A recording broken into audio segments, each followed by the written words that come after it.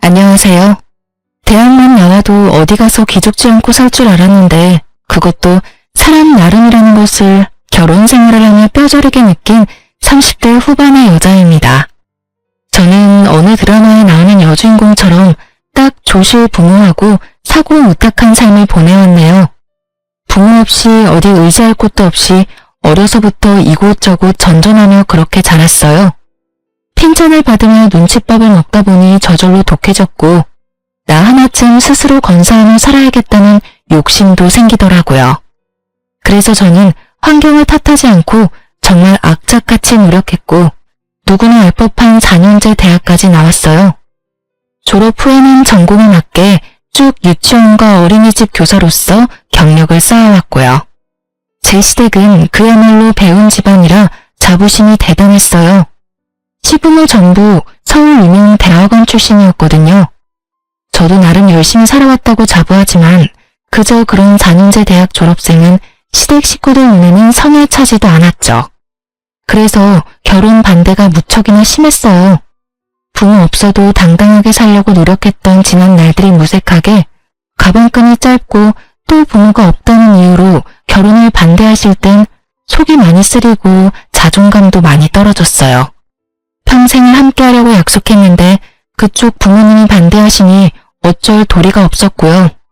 그런데 한참 시부모님을 설득하며 곤욕을 치를 때 찾아와준 축복 같은 우리 아이 덕에 결혼을 할 수 있었어요. 물론 시댁 식구 모두 혼자 임신의 소식에 집안이 수치라며 저를 내치려 했어요. 하지만 남편은 호적에서 파이는 일이 있어도 절대 헤어질 수 없다고 고집을 부렸고 그 덕에 저희는 가정을 꾸릴 수 있었어요. 그때만 해도 애 낳고 제가 시댁에 잘하고 좋은 모습을 보이면 마음을 얻을 수 있을 거라 생각했어요. 그러나 제가 시댁에서 예쁨을 받는 일은 전혀 없었습니다. 아니, 저라는 사람 자체를 인정해주지 않았다고 말하는 게 맞는 것 같네요.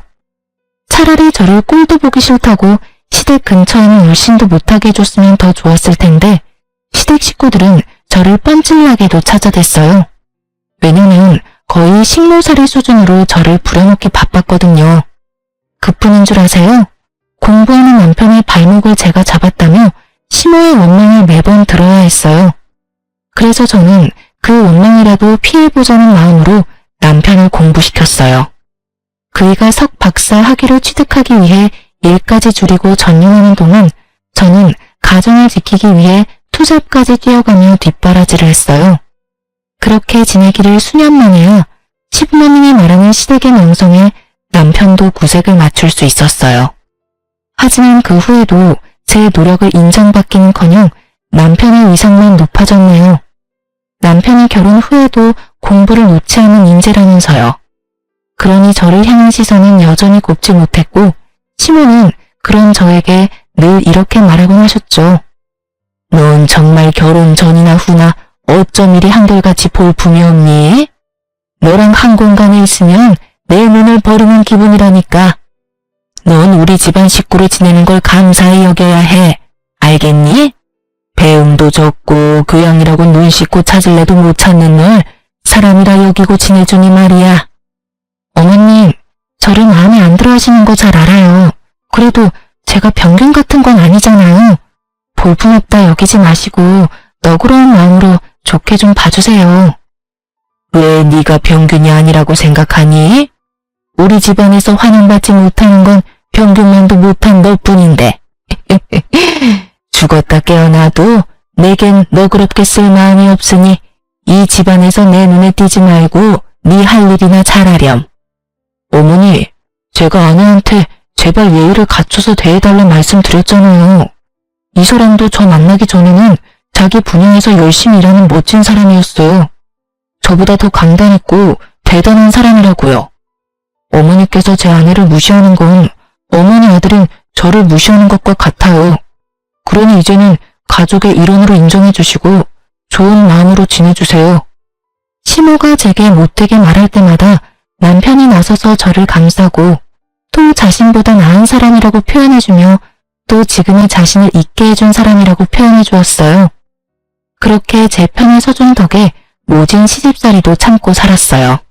한 번은 이런 대우를 더는 받고 싶지 않아 저 역시 학업에 정진해 학위를 높여보려고 했지만 어떻게 알았는지 시모가 남편이 제 뒷바라지하는 꼴은 절대 못 본다며 노발대발을 하는 통에 제대로 시작도 못 해보고 끝이 났죠. 남편이 시모 눈치 보지 말고 제가 원하는 만큼 열심히 해보라고 했어요. 하지만 제가 시모의 등살에 감당할 엄두가 나지 않더라고요. 사실 제 남편에게는 형이 한 명 있는데 아내인 형님도 석사 학위를 취득해 잘 나가는 회사 연구원으로 있어요. 물론 형님은 아주버님과 결혼하기 전에 이미 능력이 좋았죠. 저는 그 때문에 시댁의 미움이 내게 쏠렸나 하는 생각을 참 많이 했어요. 그러나 꼭 학벌 때문만은 아니라는 사실을 저는 이미 그 훨씬 전부터 몸으로 느끼며 알고 있었어요. 형님은 결혼 후에도 일과 공부를 병행하며 박사 학위를 위해 공부까지 하는 중이었어요.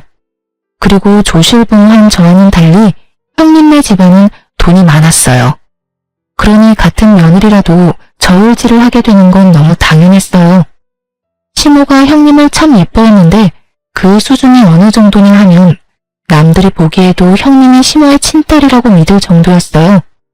시댁에 오면 정말 손 하나 까딱 안 했고 물 한 잔을 마시더라도 저더러 꼭 가져오라고 시켰어요. 그리고 그걸 제지하는 사람은 아무도 없었고요. 형님은 늦은하게 아이를 출산했는데 상전도 그런 상전이 없었어요. 조리원에서만 꼬박 한 달을 쉬고 왔음에도 몸조리를 핑계로 저더러 틈만 나면 다리를 주무르라며 시켰어요. 그런데 노산이라 그런지 아이가 몸이 약해서 자주 아팠어요. 큰 병이 있거나 한 건 아니지만 잔병치레도 많고 유행하는 질병은 피해가는 법이 없이 죄다 걸리곤 했어요. 그래서 맞벌이 부부로 지내던 형님은 믿고 맡길 사람이 필요하다며 제가 근무하고 있는 어린이집에 애를 입학시켰어요. 그러면서도 제가 가족이라는 사실이 창피하다며 그렇게도 꽁꽁 숨겨댔어요. 그리고 뒤로는 제게 아이를 잘 케어하라고 당부까지 하더라니까요.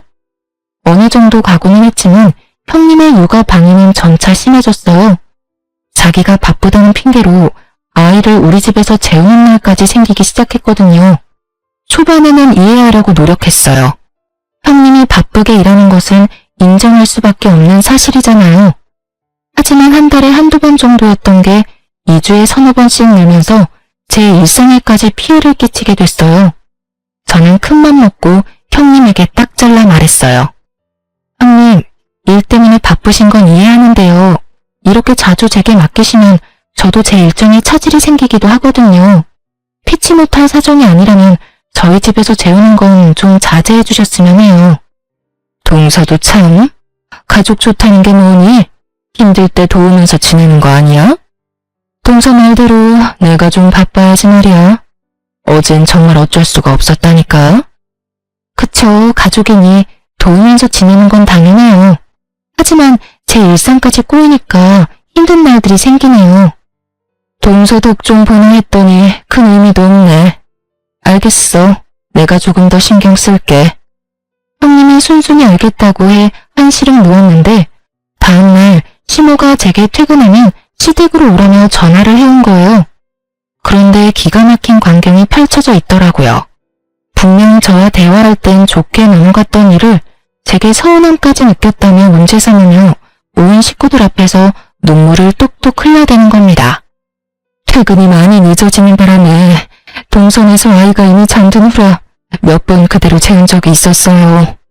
그런데 동서가 어제 제게 자기 일상까지 침해하는 짓이라며 면박을 주는데 형님, 그게 다 무슨 말씀이세요? 제가 언제 면박을 줬다고 그러시는 거예요? 동서, 내가 미안해.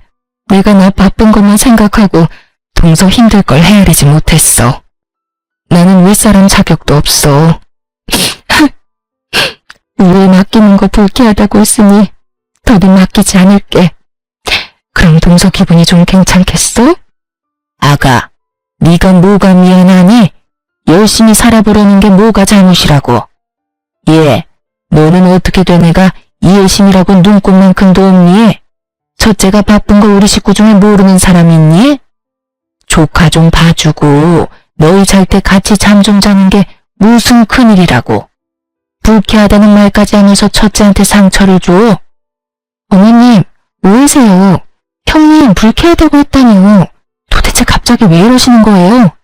저도 맞벌이다 보니 일정이 꼬여서 난감한 일이 생기기 시작했다고. 그러니 피치 못할 사정인 날은 괜찮지만 그렇지 않을 땐 좀 자제해달라고 정중히 부탁드렸을 뿐이잖아요. 그게 애 맡기지 말라는 말과 뭐가 다르니? 그리고 네가 같은 뜻이라도 지금처럼 좋게 이야기했다면 첫째가 이렇게까지 서운함에 눈물을 흘리겠어? 넌 생각이라는 게 있긴 한 거니? 어떻게 한치 앞을 못 보고 사람 마음 하나 헤아리질 못해? 첫째가 바빠서 내게 좀 부탁한다고 네가 함부로 대해도 되는 줄 알아? 귀한 집 자식 가슴에 대목 박는 짓을 천하디천한 니까짓 게 한다는 게 가당키나 하냔 말이야. 어머님, 동서를 너무 나무라지 마세요. 저와 제 아이 때문에 얼마나 불편했으면 제게 그렇게까지 말했겠어요. 저는 동서 마음 충분히 이해해요. 단지 속이 조금 상해서 눈물을 감출 수가 없을 뿐이에요. 어쩜 우리 첫째는 일이 사려 깊고 마음씨가 고와. 가진 것 없어 못난 것까지 보듬어주려는 마음이 너무 감동이야. 그렇게까지 저 못난 걸 감쌀 필요 없다.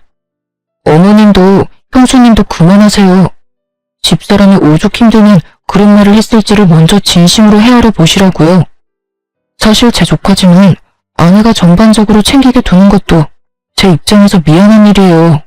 거기다 형과 형수님이 너무 자주 만난 것도 맞고요. 요 근래에는 다 늦은 밤에 전화해서 애 잠들었냐 확인하는 거 저도 좀 불편합니다. 듣다 못한 남편이 제 편을 들며 자신도 불편하다 이야기해준 덕에 형님의 눈물 연기가 어색하게 끝이 났어요. 형님은 남편의 개입에 뻘쭘했는지 앞으로는 주의하겠다며 바로 표정이 바뀌며 말했죠. 시모도 그제야 자기 아들까지 불편하게 만드는 상황은 없어야 한다며 당부했어요. 이런 모습을 보고 있자니 기분이 상했지만 애써 내색하지 않았어요. 다행히 이날 이후 한동안은 소동 없이 잠잠했네요. 그러던 어느 날 형님네 아이가 어린이집에서 까무러치고 난리도 아니었어요. 애가 혼절하거나 한 것은 아니었지만 열이 펄펄 끓어 눈도 제대로 뜨지 못했죠. 급한 마음에 형님과 아주버님께 이 상황을 알리며 당장 하원하러 와달라 요청했어요. 하지만 이를 뺄 수 없어 당장은 힘들다고 하는 겁니다. 하는 수 없이 시모에게 연락해 아이 상태를 이야기하고 바로 병원에 내원할 수 있도록 와달라고 부탁드렸어요. 그러나 그 누구도 아이를 챙길 생각을 하지 않는 거예요. 저는 하는 수 없이 어린이집 원장님께 양해를 구하고 제가 아이와 함께 병원에 다녀왔어요. 아이 컨디션이 너무 안 좋아 다시 어린이집으로 향할 수는 없는 노릇이었어요. 결국 저는 오래전 저를 자식처럼 품어주시고 돌봐주셨던 이모님께 도움을 청했습니다. 제게 유일한 가족 같은 분이라 그러면 안 되는 줄 알면서도 또다시 신세를 지게 되었죠. 하필이면 제가 그날 당직이라 업무를 뺄 수 없었던 탓이었어요. 저는 형님과 아주버님께 아이의 상태를 먼저 알린 뒤 부득이하게 이모님께 아이를 맡겨놨으니 최대한 시간을 내어 아이를 데리고 가달라 부탁까지 드렸어요. 그런데 그날 두 사람은 다 저녁이 되어서야 아이를 데리러 온 것도 모자라 이모님께 너무 큰 무례까지 범하고 말았습니다. 아줌마, 시간이 되면 애 잘 준비까진 시켜놔야 될 거 아니에요. 동서가 못 챙긴 것도 짜증나는데 이게 뭐야? 저기 초면에 당신의 아픈 아이까지 챙겨줬으면 부모로서 감사하다는 말이 먼저 아닌가요? 그리고 이 낯선 곳에서 아픈 몸으로 엄마 아빠를 기다렸을 아이는 눈에 보이지도 않아요. 됐으니 얼른 애 데리고 돌아가세요. 감사는 개뿔. 애가 아파서 잠만 잤을 것 뻔하구만. 암튼 동서나 동서 주변 사람이나 다 별로라니까. 그리고 자기가 뭔데 나를 가르치든 말해? 기분 나빠. 동서는 뭐 이런 사람한테 애를 맡겨서 화를 돋구는지 원? 이보세요. 아이가 해열제를 먹어도 열이 안 잡히니까 얼른 돌아가서 아이 케어에 집중하시라고요. 지금 당신의 기분이 아픈 아이보다도 더 중요한가요? 도움을 받고도 감사할 줄 모르는 당신이 떠드는 소리 듣고 싶지 않으니 그만 돌아가요. 이봐요, 아줌마. 도움을 주려면 제대로 줘야지. 이건 도와준 게 아니라 내 일을 그대로 남겨둔 거잖아. 그러고도 감사 인사를 받고 싶어 하는 건 양심이 없는 거지. 당신 밑에서 자란 동서가 왜 그리 덜 떨어진 건지 증명하는 거야, 뭐야?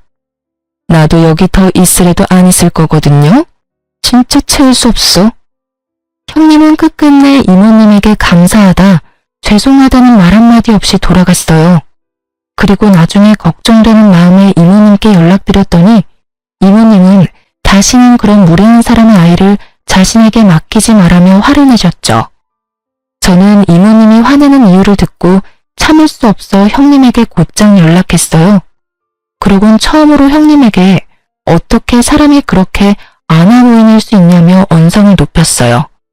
그런데 형님은 자신의 잘못을 뉘우치기는커녕 다음 날이 되자마자 또다시 시댁에 가서는 제가 자신에게 언성을 높였다며 고자질을 했죠. 시모는 형님의 말만 듣고는 우리 집까지 쫓아와 제게 갖은 욕을 퍼부었어요. 하지만 저는 제 소중한 사람까지 저와 같은 일을 겪게 했다는 것에 크게 분노한 상태였던지라 시모에게까지 큰 소리를 치고 말았죠. 시모는 그런 저의 뺨을 내리치며 막말을 퍼부었어요. 너 지금 나한테 소리친 거야? 감히 네가? 이 맞아 죽어도 시원찮을 거사. 네가 이제 하다하다 나까지 기어오르려고 들어? 내가 그런 꼴을 보고도 가만히 있을 줄 알아? 너 오늘 내 손으로 교육 좀 받자, 응? 제발 무식하게 구는 것 좀 그만하세요. 그렇게 학벌 따지시는 분이 왜 저는 상대하면 그렇게 무식해지는 건데요? 동만한 집안 자식이 형님이라 그 사람의 잘못까지 무마되는 건가요? 이러실 거면 어제 어머님께서라도 손주 데리러 오시지 그러셨어요. 그래, 이제 네가 고래고래 소리치면서 네 본성을 보이겠다 이거지? 너 머리는 장식이냐?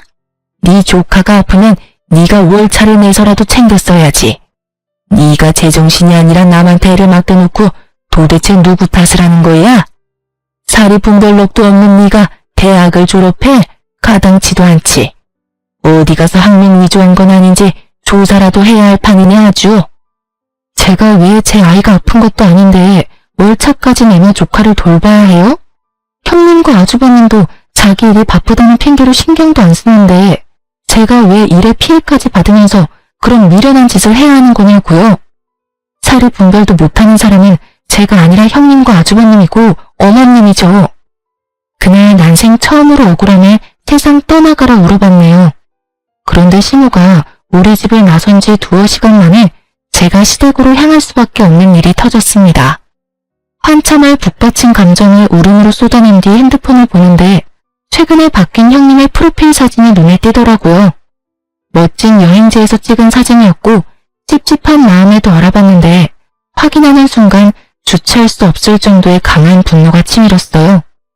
사진 속 그날은 바로 아픈 조카를 이모님이 돌봐주었던 날이자 형님과 아주버님이 둘이서 당일치기로 여행을 다니는 날이었던 거예요. 저는 그걸 알고 시댁을 뒤엎을 요량으로 찾아가 온몸의 분노를 표출했죠. 형님, 진원이 아파서 제 이모님한테 손 벌린 날 설마 아주버님과 여행 다녀오셨어요? 남한테 아픈이 맡겨두고 희희낙낙 웃으며 놀다 왔냐고요. 동서, 갑자기 찾아와서 시부모님 앞에서 왜 이래? 여행을 다녀오고 안 다녀오고 그게 뭐가 중요하다고.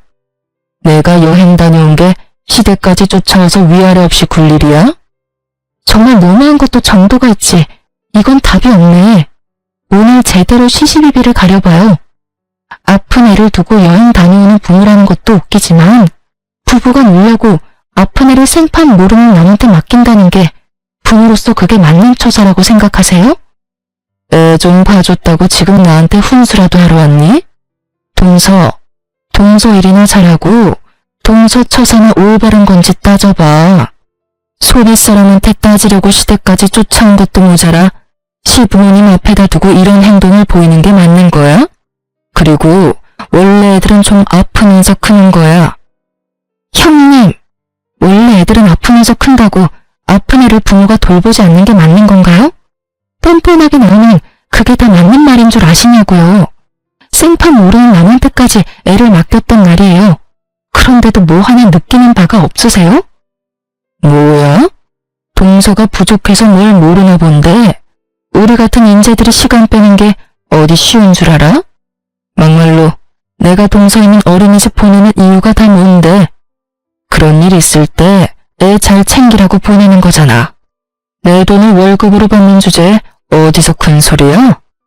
이모님인가 뭔가한테 맡겼던 것도 네가 다른 선생한테 당직 날짜 바꿔달라고 부탁했으면 됐을 일인데 네가 크게 만든 거잖아. 그래놓고 왜 이제 와서 나한테 시비야?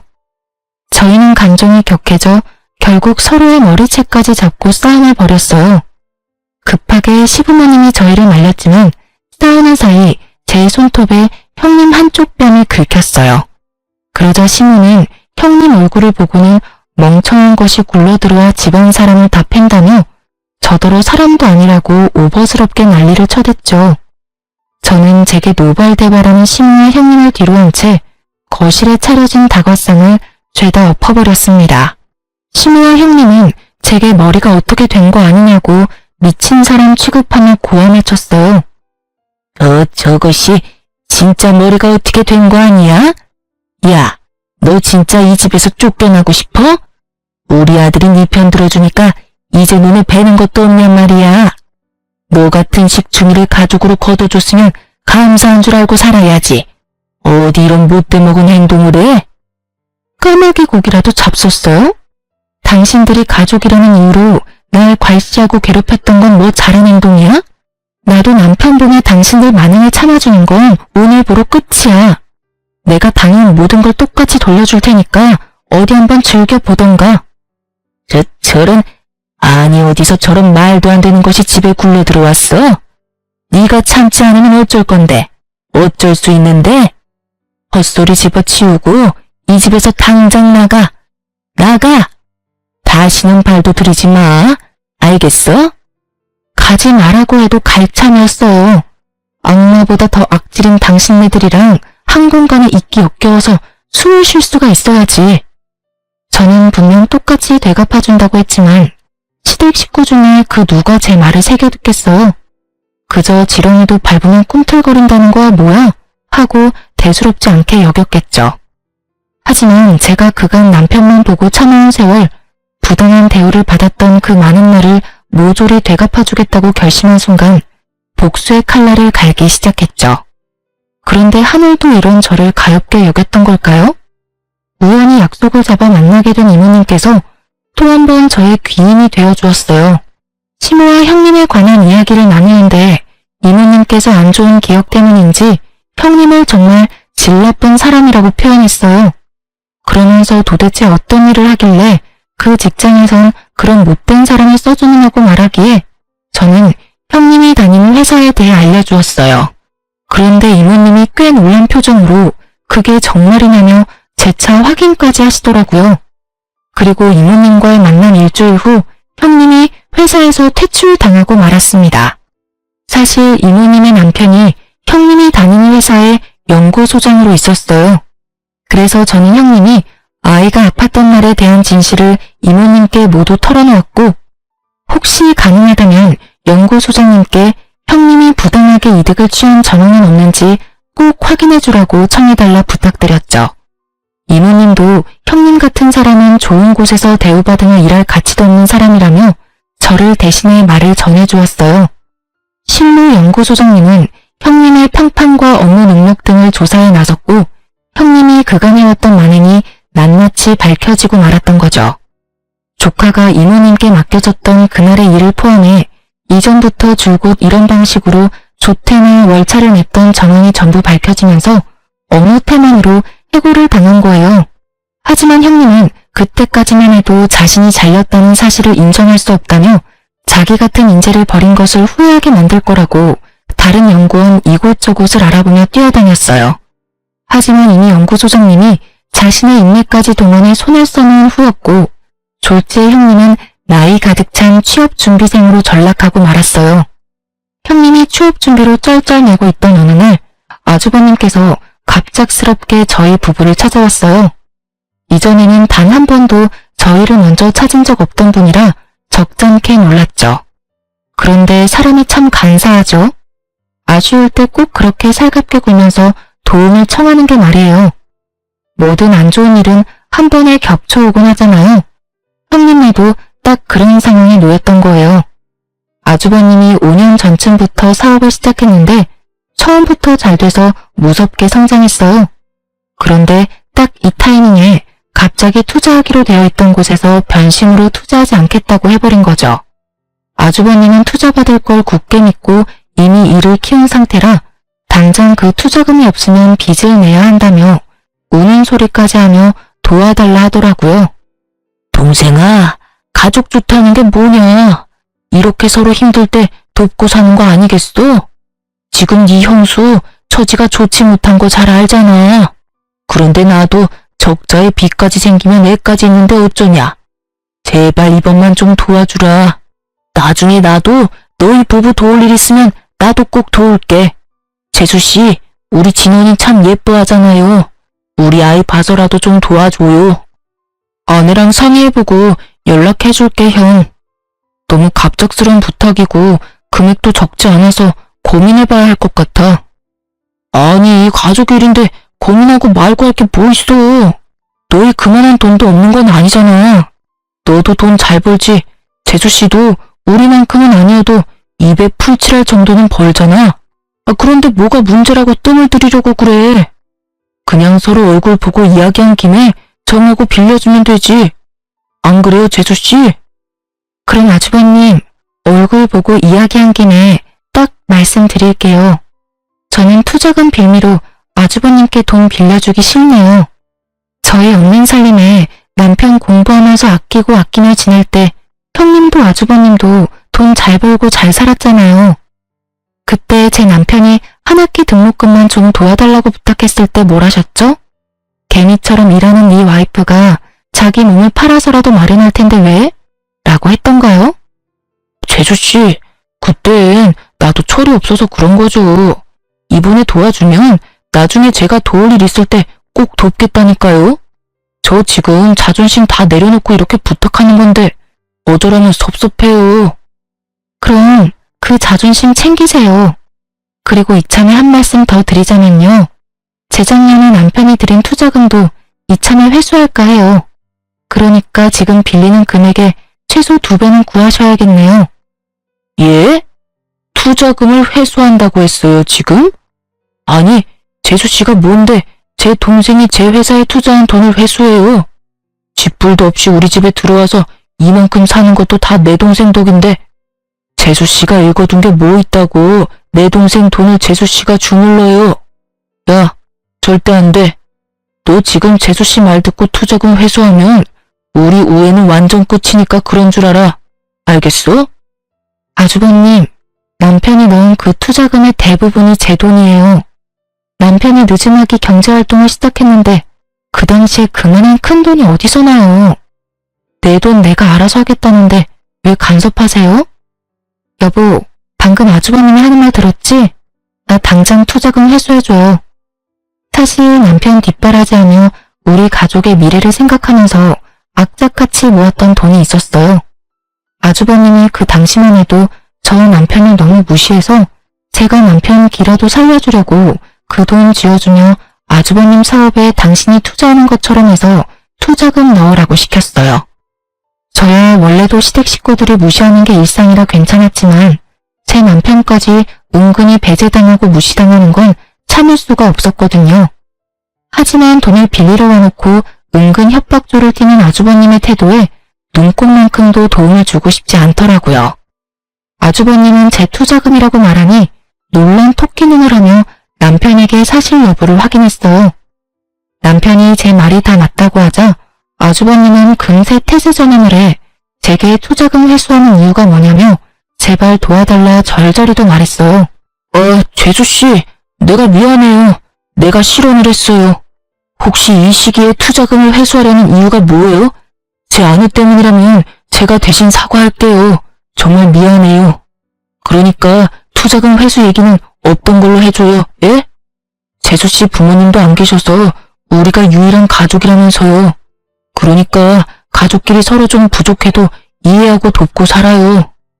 제 가족은 얼마 전에 없어져서요. 유일한 가족이 남편과 제 아이뿐이라 이해할 것도 도울 것도 없네요. 그만 돌아가 주세요. 아주버님께서 이러시는 거 상당히 불편해요. 제주씨, 그게 무슨 서운한 말이에요. 가족이 왜 없어져요? 우리가 다 가족이지.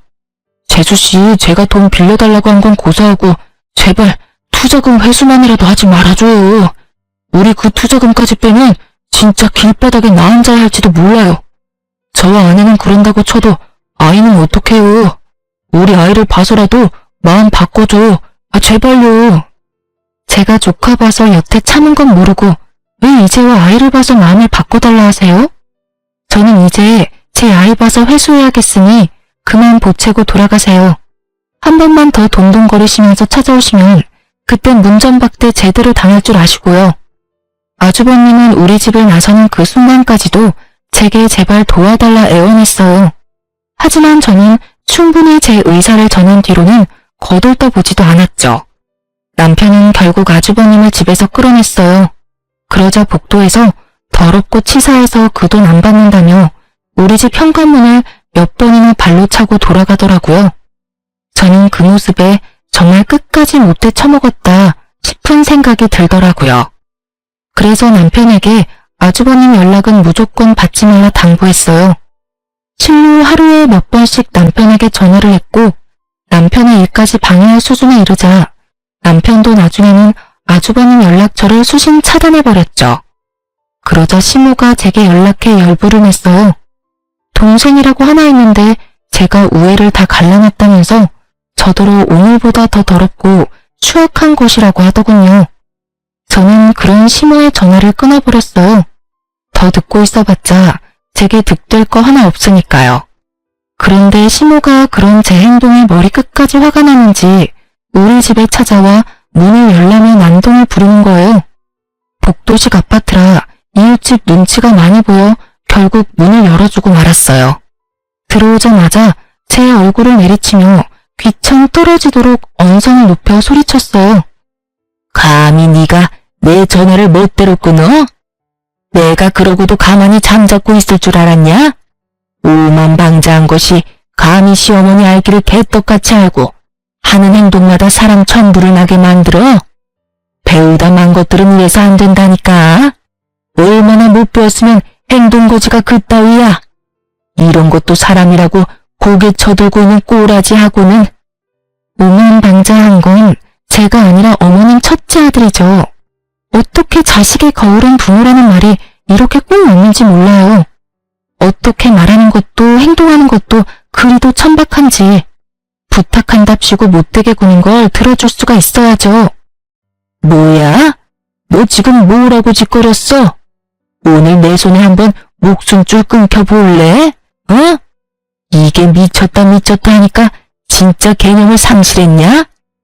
어머님 말씀대로 어머님처럼 배우다 말아 그런가 보죠. 어머님도 저랑 학력이 똑같던데요? 그러면서 왜 그리도 학력 따지면서 사람 무시한 건지 저는 아직도 이해가 안 되네요. 아주버님 임신해서 석사 문턱만 간신히 밟아본 정도라는 거 제가 모를 줄 아셨어요? 네가 그걸 어떻게 알았어? 어떻게 알았냐고? 남편과 나만 알고 있는 비밀을 네가 왜 알고 있느냔 말이야. 두 손으로 하늘을 가려보세요. 가려지나. 이 세상에 평생 가는 비밀이 어딨어요. 형님 말고는 다 아는 사실을 왜 어머님만 모르고 계시는지 원. 형님이 알면 얼마나 기가 찰까요? 그렇게 저를 간신히 대항하는 볼품없는 애라며 같이 욕했을 텐데 그런 어머님도 저와 다를 바가 없다니 말이에요. 시모는 내가 자신의 학력을 알고 있다는 사실을 알자 울그락불그락 해준 얼굴이 돼서는 갑자기 제 손을 덥석 잡는 거예요. 그러더니 형님에게만은 밝히지 말아달라고 애원하기 시작했어요. 집안에서 자신의 위치가 얼마나 뭉개지겠냐며 제발 그런 일이 없도록 비밀로 간직해달라는데 그 모습이 얼마나 절절한지. 그렇게 시모의 약점을 잡은 덕에 더 이상 절 무시하고 하대하는 사람은 없었어요. 하지만 웃기게도 제가 시모의 비밀을 알고 나니 주부로 지내고 있는 형님의 위치가 예전에 저만큼이나 떨어지더군요. 시모가 제 눈치를 보느라 형님을 예뻐하지 않은 것도 있지만 좋은 학력으로 어느 곳 하나 취직 못하고 있다며 닥달했어요. 형님은 자신을 대하는 태도가 바뀐 시모에게 대들기 시작했고 엄마와 친딸만큼이나 좋았던 관계는 더는 없었어요. 결국 형님네 부부 문제로 번져 매일같이 집안이 시끌시끌했어요. 그러다 나중에야 형님이 자신이 잘리게 된 사실을 알게 되었어요. 더불어 이모님이 연구소장님의 아내라는 사실까지도요. 형님은 그제야 제게 제발 한 번만 이모님 부부를 만나게 해달라며 매달렸어요. 취직을 할 수 없으니 시댁에서 무시당하는 거 아니냐며 한 번만 도와달라 싹싹 빌더라고요. 동서, 내가 긴 세월 모질게 군 거 마음에 담지 마. 다시는 그런 짓 하지 않을게. 하늘이 맹세해. 그러니 제발 동서를 돌봐주셨다던 그 이모님 좀 한 번만 만나게 해줘. 부탁이야. 정말 이번 딱 한 번만 힘 좀 써주라. 형님, 다 형님이 자처한 거잖아요. 그냥 감내하고 사세요. 타지 멀쩡하니 그 일 아니고도 할 수 있는 일은 세상에 많아요. 자기 일 아니라고 그렇게 쉽게 말하지 말고 제발 한 번만 도와줘. 우리 진현이 생각해서라도 엄마가 제대로 자리 잡고 있어야 하잖아. 내가 이모님께 사과드릴 수 있도록 동서가 자리 좀 마련해줘. 응?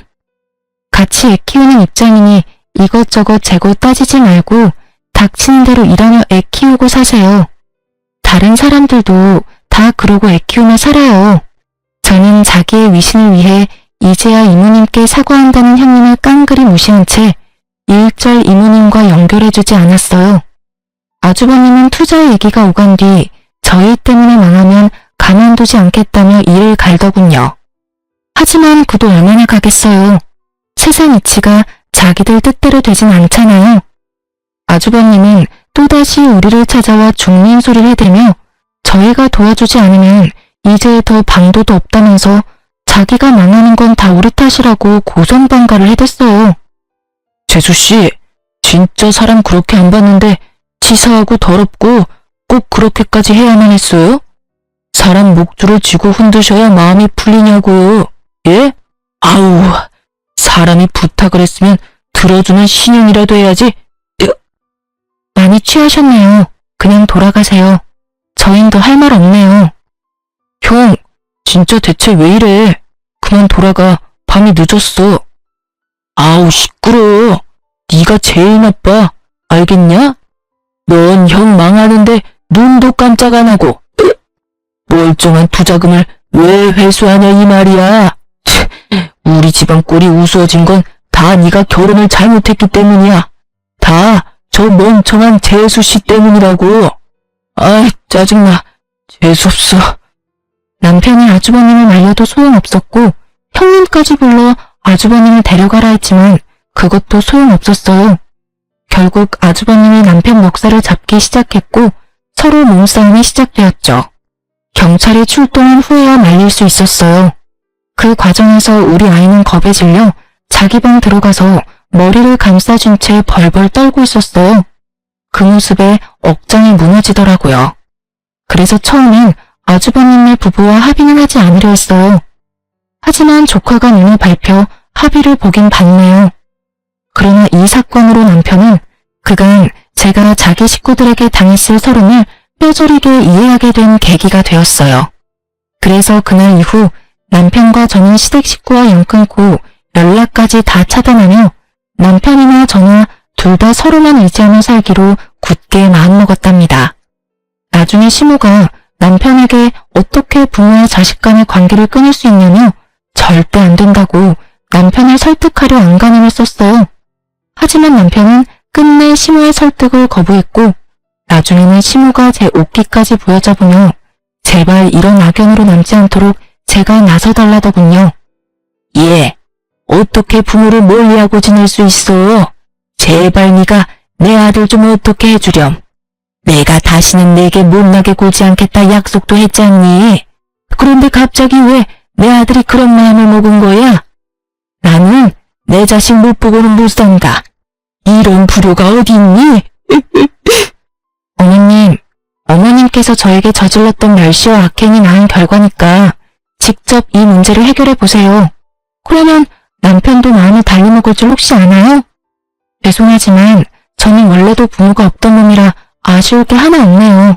아니, 제가 앞으로 어머님과 아주버님 매회를 마주하지 않아도 된다고 생각하니 이제야 숨이 쉬어져요.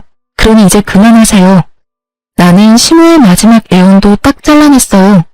그제야 시모는 눈물바람을 하며 지난날의 자신의 운행에 후회라는 걸 하게 되었네요. 후에도 제가 근무하는 곳에 찾아왔지만 저는 절대 시모를 만나주지 않았어요. 나중에 남편이 시모가 제 직장까지 찾아온 것을 알고는 직장까지 옮기라고 권유했고 마침 좋은 자리가 나 저는 이직을 하게 되었네요. 모든 풍파가 지나간 뒤 이제야 좀 살맛이 난달까요? 형님이 남편과 한 번 연락이 닿은 적이 있는데 그때 들은 소식으로는 아주버님도 형님도 먹고 살기 위해 하기와 관계없는 일을 시작했다고 하더라고요. 그리고 시모는 하나 남은 자식마저 자신이 등질까봐 전전긍긍하며 조카의 양육을 도맡아하고 있다고 해요. 뭐라도 도움이 되면 자신의 곁에 남아있을까 하는 마음으로요. 나중에 그렇게 없는 듯 계시던 시부가 시모의 양육을 보고는 남편에게 조카만이라도 돌봐줄 수 없겠냐고 부탁하셨죠. 시모의 스트레스를 오롯이 조카가 받고 있다며 가여워 죽겠다고요. 하지만 남편은 그것 또한 그들이 만든 상황이니 절대 우리 부부는 개입하지 않겠다고 선을 그었어요. 그 후로 시부도 더는 저희에게 연락해 그런 부탁은 하지 않았죠. 시모와 아주버님네를 보니 학벌은 삶에 있어 중요하지만 결코 인생의 전부가 될 수 없다는 것을 다시금 깨닫게 되었어요. 지금 저희 부부는 아이와 단란하게 지내며 소소한 행복 속에서 지내고 있답니다. 그리고 저는 새로운 어린이집에서 새롭게 자리 잡아 제 일상이 좀 더 윤택하게 변화했어요. 이전에는 더 나은 곳으로 옮기며 급여나 환경 모두 훨씬 좋아졌거든요. 이전의 일상에서는 상상해보지도 못한 그런 여유로움을 이제는 매일 누리며 지낸다는 것만으로도 행복해요. 비록 남편이 가족과 멀어진 것은 안타깝지만 남편도 지금의 생활이 더욱 만족스럽다고 얘기해주어 한시름 놓았네요. 앞으로는 우리 세 식구의 안위만을 생각하며 저 자신이 존중받고 또 존중하는 삶 속에서 살아가고 싶어요. 다사다난한 30대를 잘 마무리하는 해를 보내고 부디 제 40대는 찬란하게 피어나길 바라며 이만 사연을 마칩니다. 시청자분들께서도 늘 존중의 삶 속에서 평안하시길 기원합니다.